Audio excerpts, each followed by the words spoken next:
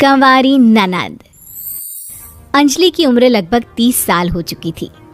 वो एक स्कूल में टीचर की जॉब करती थी। अंजलि के घर में उसकी माँ के अलावा उसका छोटा भाई और भाभी भी रहा करते थे। 30 साल की उम्र होने के बाद भी अंजलि की अब तक शादी नहीं हुई थी। इस बात को लेकर अंजलि की माँ रुक्मिणी देवी काफी परेशान रहा करती थी। माँ, मैं स्कूल जा रही हूँ, जरा मेरा टिफिन तो दे दीजिए। अब क्या पूरी जिंदगी मैं तुझे टिफिन बना कर देती रहूंगी? अरे कुछ सोचा भी अपने बारे में या बस ऐसे ही? क्या माँ, सुबह सुबह फिर वही बातें लेकर बैठ गई। माँ गलत क्या कह रही है अंजलि दीदी, इतनी उम्र हो चुकी है आपकी, माँ कब तक आपकी सेवा करती रहेंगी? भाभी, मैंने माँ को कब कहा कि मेरी सेवा करो? वैसे भी अपना टिफिन मैं खुद तैयार कर लेती हूँ, बस टेबल से उठाकर देने को ही तो कहा था। वैसे अंजलि दीदी, देखा जाए तो टिफिन उठाकर देने की उम्र तो आपकी है। आपका अपना घर परिवार बच्चे होते तो ये जिम्मेदारी आज आप पूरी कर रही होती। एक बात मेरी समझ में नहीं आती, अगर मेरी शादी नहीं हुई तो इसमें मेरी क्या गलती है और तुम सब लोग मेरे पीछे क्यों पड़े रहते हो? अरे कुछ कहना क्या पीछे पड़े रहना होता है? अपने छोटे भाई को देख, तुझसे 3 साल छोटा है लेकिन 2 बच्चे खेल रहे हैं आंगन में। मुझे आप लोगों की कोई बात नहीं सुननी, जा रही हूँ मैं। और आप में से किसी को मेरा कोई काम करने की जरूरत नहीं है, मैं खुद संभाल लूंगी। इतना कहकर अंजलि वहां से चली जाती है। शाम को जब अंजलि अपने स्कूल से लौटकर घर वापस आती है तो उसने देखा कि पड़ोस वाली निर्मला चाची वहां पर बैठी हुई थी। क्या बात है अंजलि बिटिया, नौकरी करके वापस आ गई? जी चाची जी, कैसी हैं आप? मैं तो ठीक हूँ बेटा, तुम बताओ शादी के बारे में कुछ सोचा या नहीं? अरे रहने दीजिए ना, इससे तो शादी की बात करना ही बेकार है। कुछ भी कहो तो गुस्सा करती है, बात बात पर आंखें दिखाती है। माँ, आप ऐसा क्यों कह रही है? मैंने कब आप पर गुस्सा किया? अरे अंजलि बेटा, तुम्हारी माँ ठीक ही तो कहती है, 30 की होने आई हो, अब तुम्हें भी शादी वादी कर लेनी चाहिए। चाची जी, आप तो ऐसे कह रही हैं जैसे शादी करने से मैंने मना किया हो।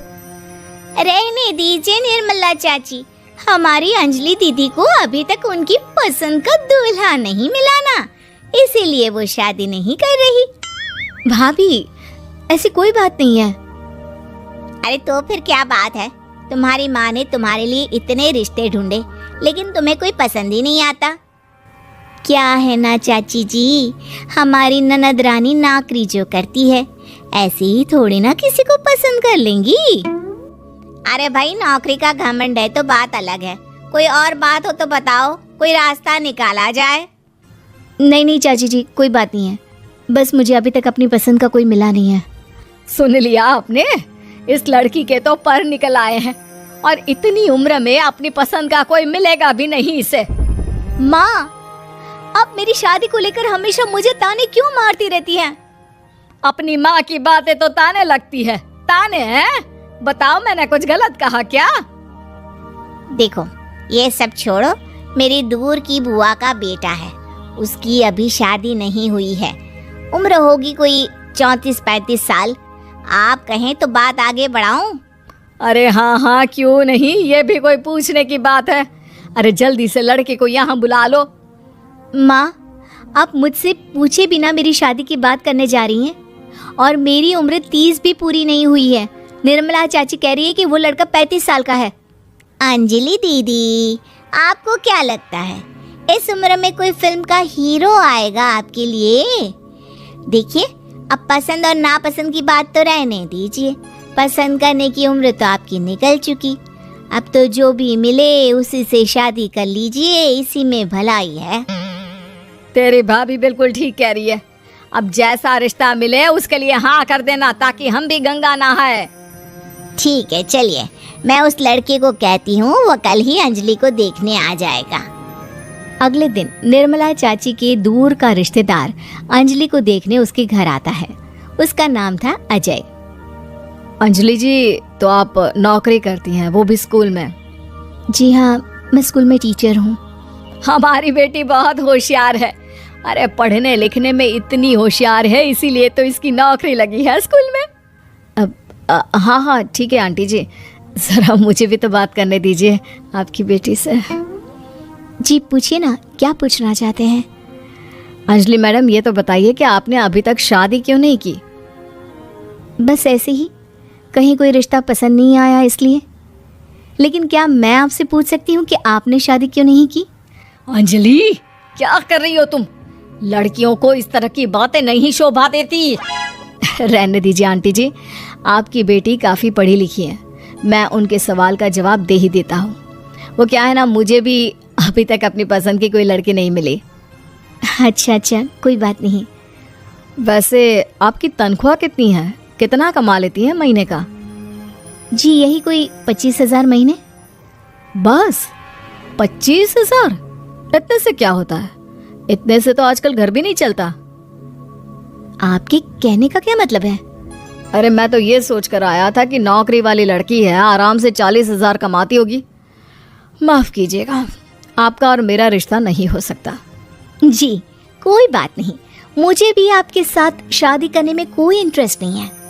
अंजलि, किस तरह की बात कर रही हो? घर आए रिश्ते को ठुकरा रही हो तुम। दीदी, अब इस उम्र में आपको इतनी अकड़ नहीं दिखानी चाहिए।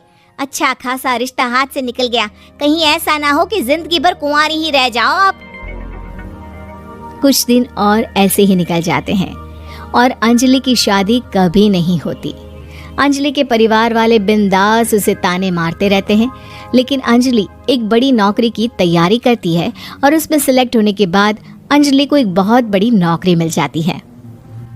अब तो दीदी के नखरे और भी ज्यादा बढ़ जाएंगे भाई, अब तो इतनी बड़ी नौकरी जो लगी है। अब इनकी शादी होने से रही। माँ, मुझे नौकरी के लिए दूसरे शहर जाना पड़ेगा। आप जानती हैं ये बहुत बड़ी जॉब है और इसमें पैसे भी बहुत ज़्यादा मिलेंगे। अच्छा, कितने पैसे मिलेंगे बेटा? माँ, मुझे हर महीने 90,000 सैलरी मिलेगी। क्या? अरे वाह वाह, ये तो बहुत अच्छी बात है। लेकिन फायदा क्या? कितने भी पैसे मिले, शादी तो हुई नहीं ना तुम्हारी। अंजलि नौकरी करने के लिए दूसरे शहर में चली जाती है और जब कुछ महीनों के बाद वो वापस घर आती है तो उसे अपने पति के साथ देखकर उसके घर वाले हैरान रह जाते हैं। अरे अंजलि, तूने शादी कर ली और हमें बताया तक नहीं। और दामाद जी करते क्या हैं? इतनी बड़ी कार है उनकी। माँ, मैं आपको सब कुछ बताना चाहती थी, लेकिन आप सबके ताने सुनकर बहुत दुखी हो गई थी और इसीलिए मैंने अपनी पसंद से शादी कर ली। मेरे पति मेरे साथ ही ऑफिस में नौकरी करते हैं और बहुत बड़े अफसर हैं। और एक बात बताऊं माँ, आज मैं बहुत खुश हूँ।